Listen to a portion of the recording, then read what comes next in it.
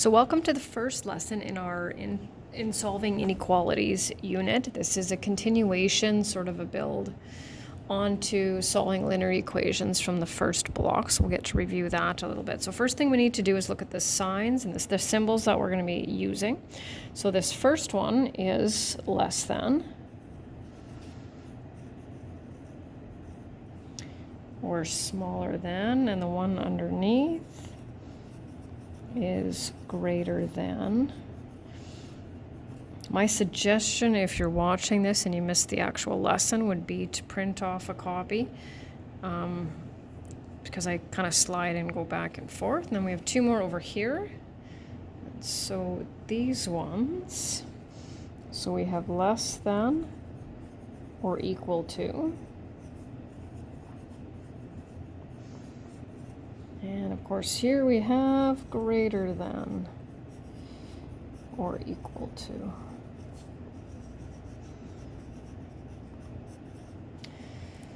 So a little bit of a multiple choice question here. So there's a sign in red. It says 10-minute parking, take out parking only. And the question is, which inequality represents someone parked illegally if T stands for the number of minutes parked? So let's just take a look at all four of those. So which one do you think it would be? Illegally parked. Well, if we read this one as T is less than 10. Well, less than 10 would be okay. So we're all right with that. T is greater than 10. So a number that would be greater than 10, of course, would be 11. 11's no good. Now, are you allowed to park there for 10 minutes? Because we want to make sure, is it this one or this one? Well, this one includes the 10. And from what the sign says, 10 is okay, 11 is not. So this is the one that we're looking for.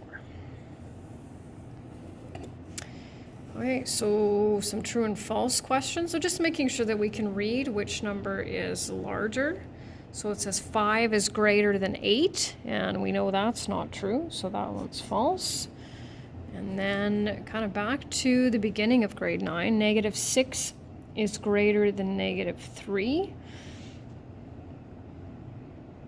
That is false. And sliding over here, 7.13 is greater than. Students often find it easier to do if they kind of have the same number of decimal places there. And so that one is true. And the very last one here, we have 1/2 is greater than 3/8.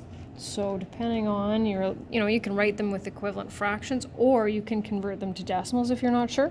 1 divided by 2 is 0.5. Now we can already see that, right, it would be 4/8 if we were going to be equivalent. This one is 0.375, and this one's also true.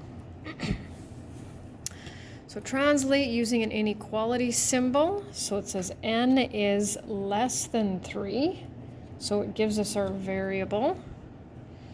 So n is less than, and so that's the less than 3.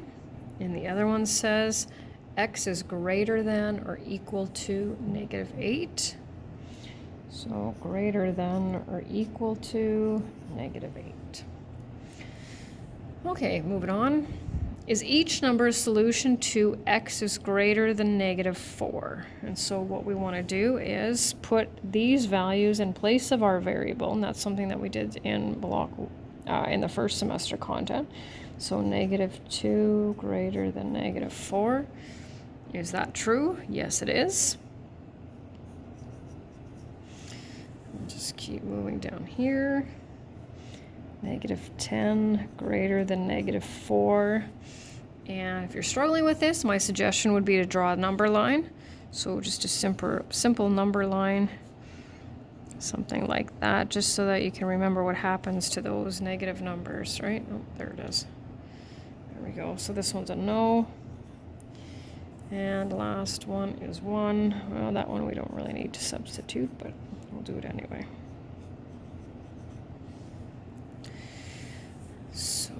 Write one integer, one simplified fraction, and one decimal that are a solution to y is less than or equal to 3. So this is where we get to go back. So integers are positive numbers, negative numbers, and 0. So we need to pick one of them. The good news is there's an infinite number of correct answers for all 3 of those, and the bad news is there's also an infinite number of incorrect answers. So any integer that is less than or equal to 3. So I'm going to pick -5 for this one. Decimal. So any decimal as long as it is smaller than -3. So I'm going to put 2.4 for this one. This is kind of, I think, sort of similar to when we were graphing rational numbers on a number line. It's kind of working on our number sets.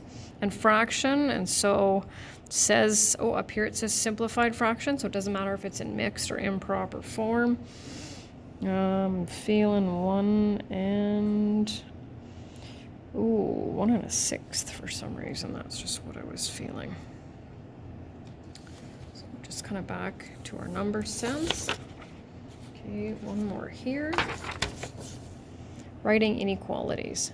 So for each of the following questions, choose, define a variable, and write an inequality. So there's 4 examples on here, because sometimes this takes a little bit of practice, as does a few things. So the first thing you need to do is choose a variable, and you can pick the same one each time, or you can get creative. The statements are a little bit tricky here. So and it doesn't matter to me if you define your variable or if you write your inequality first. So let's do this. So we know we're going to need our variable and our inequality, and of course the number that we have. It says milk must be refrigerated at temperatures below 4 degrees. So we're going to put our 4 in there, and now we have to figure out which of those 4 symbols will represent the storage of milk. So below, right, that's going to be less than, and then do we want to include that? Are we allowed to include 4? No, it says below 4. That means 4 is not an option. And so this, what we want to do here is we want to explain what X stands for in a way that anyone who didn't see the question, didn't see the picture, would know what we were talking about. And so that less than 4, right, represents the temperature. I'm just going to slide over here, at which milk must be stored. And we're going to put units wherever possible. So degrees Celsius. Okay, moving on to this one. I think I'm just going to use the X. So this time, what's X going to represent? Well, this is our driving speed.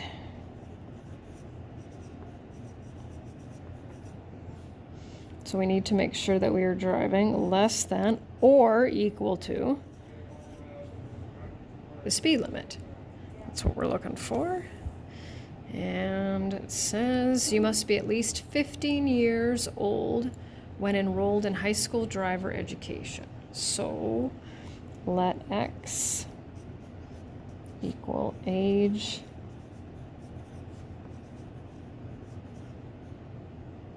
to enroll in driver's education. I'm going to put years in brackets, but unless you're really, really young, that's the only unit we use to measure age. So at least 15 means we can include 15, right? And so what are we looking for here? Greater than or equal to. And the last one on this one, it says mature 17 and up. And so this represents the age to do what? Age to purchase a video game. And I'll just put the years in there because I did it with the other one. So of course your can be 17 is included, so we have another greater than or equal to. And the last screen is the graphing. So we just need to graph the following inequalities on a number line. So here's the process we're going to use. You can see that I gave you the number line, and tomorrow or then the next lesson what we're going to do is we're going to start solving. So we're going to go back to what we did in block 1 and we're going to combine it with this. And so once you have your value here, what we're going to do is we're going to put 3 marks. So we're just going to do mini number lines, and we're going to put the answer that we get in the middle, and then of course the number directly to the left and the number directly to the right. Okay, and so when we look at this, it says A is greater than 3. Well, how many numbers are greater than 3? Well, clearly quite a few, right? So what we're going to do is we're going to put a circle here. And are we interested in the numbers that are to the right of the circle or to the left? Well, we're interested in the numbers that are to the right. And I don't really care how thick this is as long as I can distinguish it between the left and the right side. Okay, sliding over, let's read this one. So m is less than -1. So 3, trying to make them evenly spaced apart. -1 goes here. So when we add 1, we get the 0. We subtract 1, we get -2. Okay, but this time if my variable has to be smaller than -1, I'm interested in the numbers that are on the left, all of the numbers that are on the left. So there's that one.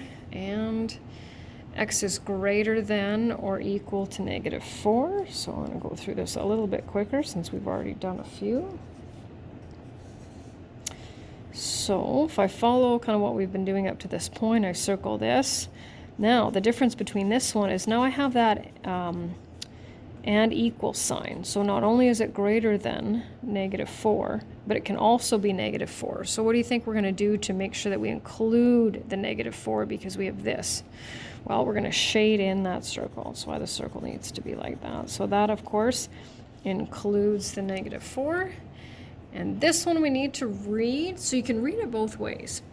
6 has to be greater than or equal to n, or n is less than or equal to 6.